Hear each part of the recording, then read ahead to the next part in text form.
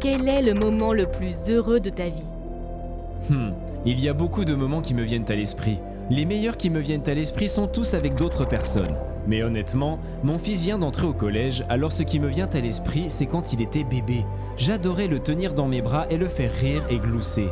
Il grandit maintenant, ce qui est formidable, mais j'aurais pu le tenir comme un bébé pour toujours. C'est intéressant parce que toutes les expériences de bonheur auxquelles je peux penser ont cette même qualité éphémère.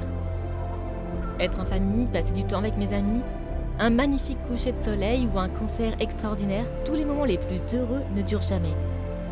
Ou du moins, nous ne semblons jamais pleinement satisfaits. En tant qu'êtres humains, nous ne semblons jamais pouvoir dire « c'est bon, j'ai eu tout le bonheur dont j'ai besoin ». Nous pouvons mieux comprendre cela en reconnaissant ce que l'on appelle la dignité de la personne humaine. Nous sommes uniques par rapport au reste de la création divine parce que Dieu nous a créés à son image et à sa ressemblance. Cela signifie que chacun d'entre nous est un reflet de Dieu.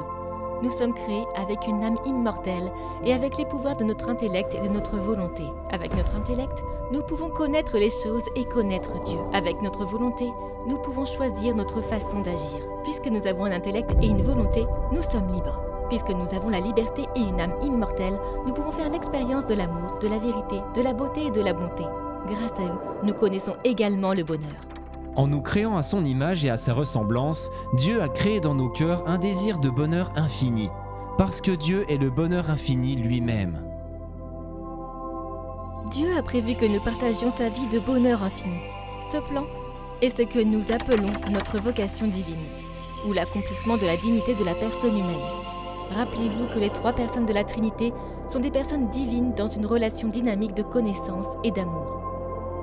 Dieu crée librement par pure bonté et crée des créatures comme nous qui peuvent partager cette connaissance et cet amour en communion avec lui. C'est ainsi que nous avons été créés à l'origine, dans le Jardin d'Éden.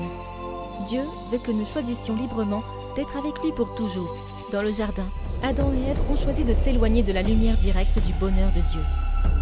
Cette sortie de la lumière du bonheur de Dieu est le péché originel. Et par le péché originel, l'image de Dieu créée en nous a été, d'une certaine manière, défigurée. Notre âme, nos pouvoirs intellectuels et notre volonté ont été endommagés et affaiblis. Nous avons perdu notre capacité à choisir d'être dans cette expérience complète et sans fin du bonheur de Dieu. C'est pourquoi nous avons besoin de la grâce de Dieu. La grâce de Dieu est l'aide surnaturelle que Dieu nous donne pour choisir d'être avec lui. Dieu se reflète dans toute sa création. Imaginez maintenant que la lumière du bonheur de Dieu se reflète dans toutes les choses et les personnes qui nous entourent. Grâce à sa création, nous pouvons connaître le bonheur ici sur Terre. Avec notre intellect, nous pouvons voir cette bonté briller sur et à travers la création et savoir que Dieu existe.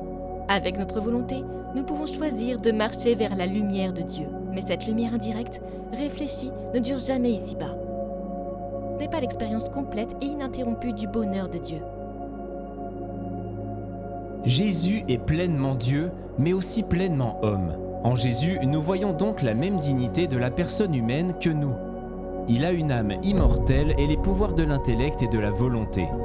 Jésus est libre et peut choisir librement entre le bien et le mal. Mais Jésus est aussi Dieu lui-même. Jésus jouit du bonheur de Dieu. Et Jésus, en tant qu'image parfaite de Dieu, n'est pas non plus défiguré ou affaibli par le péché.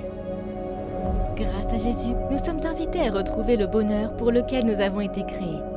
Jésus nous offre sa vie et sa grâce, ce qui nous aide à répondre à Dieu.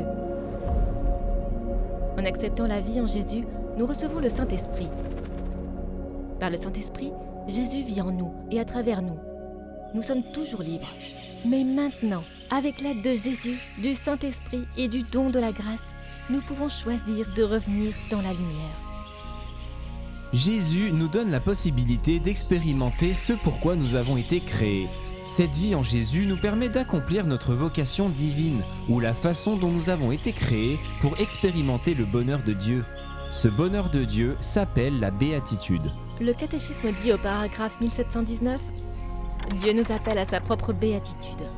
Cette béatitude, nous pouvons commencer à l'expérimenter ici sur terre, mais nous sommes faits pour le ciel, où nous connaîtrons le bonheur divin, ou la béatitude de Dieu, pour toujours.